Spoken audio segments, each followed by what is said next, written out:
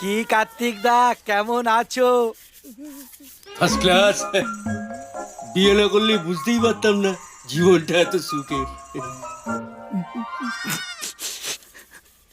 আমার কথা আর বলো না, কলাবতী তো ভাবতেই পারে না আমায় মাথায় রাখবে না সিংহাসনে বসাবে। সারা দিন বাড়ির সব কাজ করে তারপরেও আমাকে কুটোটা নাড়তে দেয় না, জানো? মানে আমাকে কি যত্ন আত্মি করে।